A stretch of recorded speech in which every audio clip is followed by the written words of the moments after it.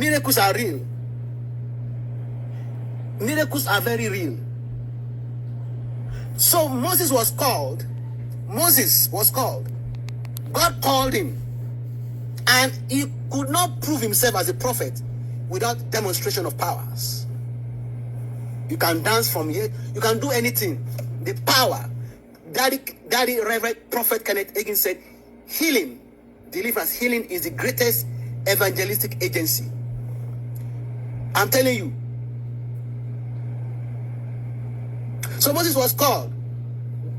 God gave him a sign.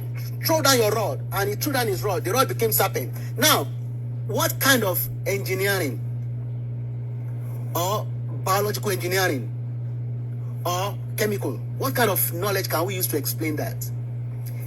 A rod that is dead. No, nothing.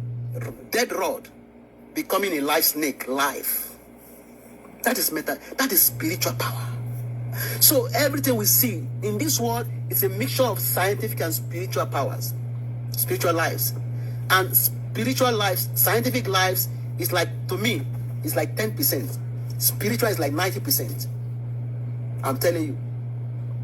So Moses threw down his rod, it became serpents, and people fled. Then that was not strange to them in Egypt. They had powers too, satanic power. The magicians also threw down their rod. It became serpent too. So it's not only Moses that could do that. But God showed himself. God is the boss. The snake of Moses swallowed their snakes. And that was not enough to convince. That was not enough to convince Pharaoh. God was judging the Egyptians based on the gods they worship. They had gods, fertility gods, frogs. They were using frogs to represent. You see, all those images, God was judging those images. God hates idolatry. God asked Moses to bring frogs upon the land, and frogs came.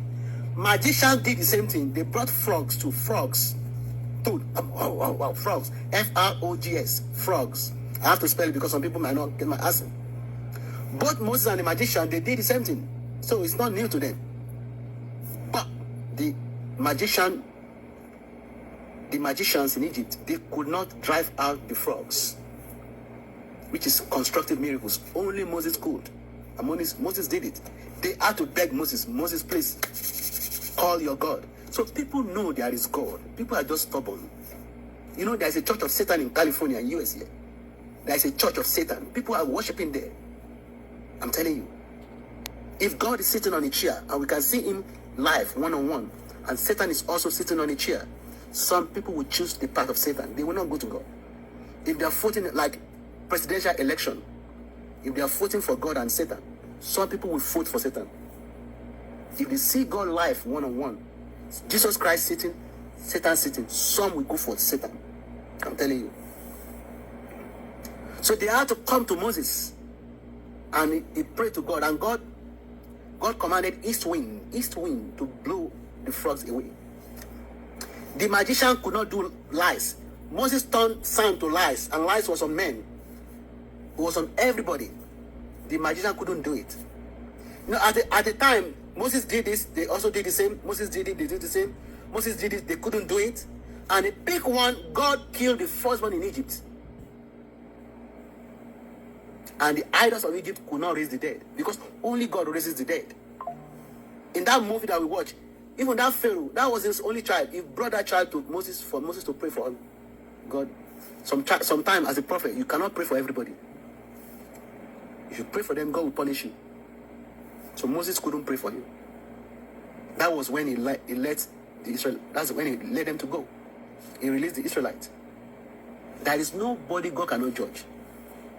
There is nobody God cannot undo. I'm telling you. So when it comes to the word respecting the churches of God, we have to be doing miracles. Miracles should be like oxygen. So people are saying, hey, but what are you talking about? Jesus Christ himself could not attract crowd without miracles. Pharisees were teaching. Sadducees, they were teaching the word. The lawyers, they know all the Pentateuchs. They know all the books of Moses. They know Genesis. They can cite a lot of scriptures in their head. They can memorize. They could memorize. but they didn't have any power. Genesis